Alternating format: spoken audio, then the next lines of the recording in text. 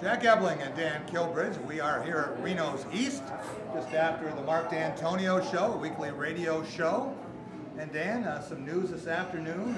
You were there, you got it first from Mark Dantonio appearing after practice. Right, met with the media and said that he's going to immediately reinstate Chris Rucker following his suspension after the Michigan game. Said it was a team decision, looked at all aspects, and ultimately thought this was the right way to go. Certainly there's going to be some criticism. Either way he makes that decision. There might be a little bit more public perception-wise this time, but we'll see how it plays out. Interesting reaction here. There were supporters obviously cheering. There were some people shaking their heads, and there's some people who were just surprised, maybe with the timing. But he was released from jail. He was in practice today, and is going to be able to go to Iowa. How much he plays, we don't know.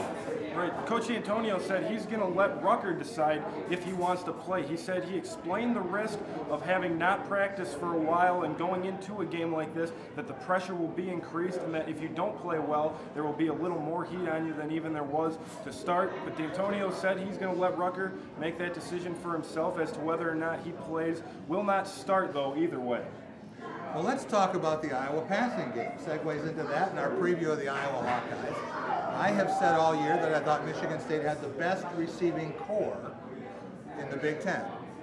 I think Iowa has the best single receiver in the Big Ten and the second best receiving group when you look at DJ Koulianos, Marvin McNutt.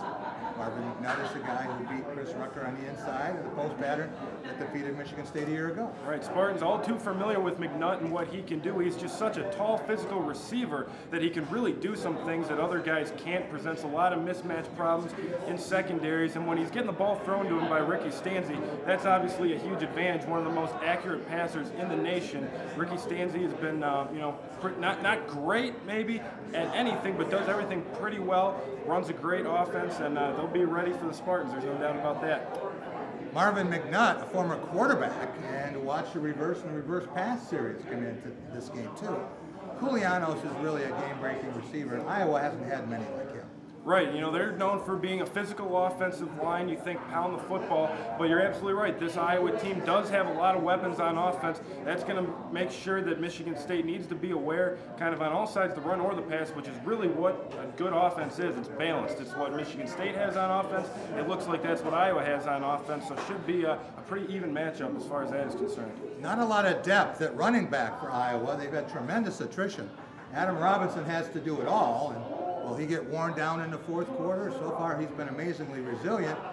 And you talk about Ricky Stanzi, he is number 2 in the nation in passing efficiency. Right. They've got a couple of banged-up running backs, but Robinson has been doing a good job. Spoke with Ricky Stanzi during a teleconference yesterday, and he said that it has been a great job by Robinson, just having to carry the load so much that he really didn't expect going into the season. And definitely another big key on their offense, and someone the Spartans will have to be alert for. Adam Robinson also terrific at catching screen passes, so watch for that from Iowa. In terms of the defense, everything starts up front. Iowa plays a very vanilla 4-3 defense, but Adrian Claiborne is a load for anyone. Adrian Claiborne is one of the best defensive linemen in the country. There's no doubt about that. I asked Jarrell Worthy after practice on Tuesday what makes him so good, and he said he's a nose tackle playing defensive end. He's that big, but he's got the quickness to get after the quarterback, so he just really presents a lot of matchup problems. The Spartan tackles are going to have to be all over him and keep an eye on him to protect quarterback Kirk Cousins. DJ Young is going to have his hands full, and he's a pretty good pass protector, but don't be surprised if he gets help from a tight end or from a back staying in to chip. This guy's an awesome pass rusher. He's an NFL pass rusher. There's one thing about Claiborne this year that's disturbed a few people. It's how often he has come out of games. People are wondering if he's in great shape. Yeah, I mean, he looks to be as an NFL-ready prospect as there is. It's just the injuries, they keep popping up where he has to miss a few plays here or there. I think that does bring up some questions.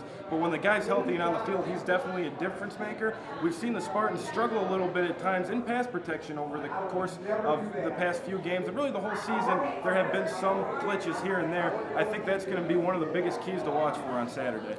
Iowa, very opportunistic in the secondary. Tyler Sash and company.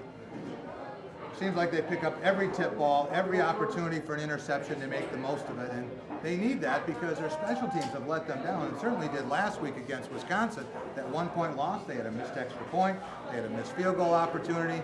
They had a kickoff where Wisconsin was held inside the 20. Guy was offside. They had a re-kick. Suddenly they're out to midfield.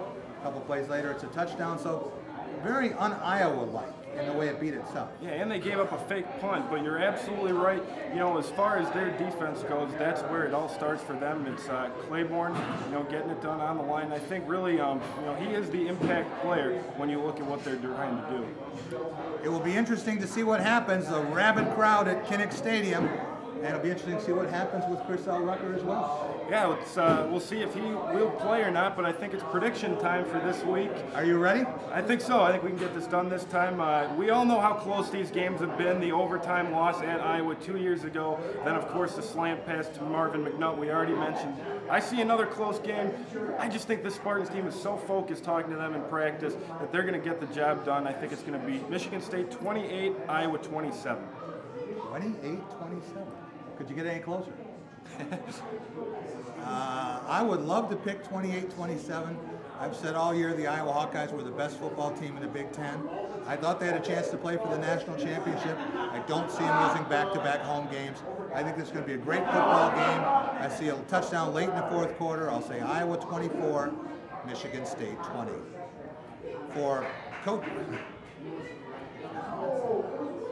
For press coverage, SpartanTailgate.com, Jack Ebling here with Dan Kilbridge.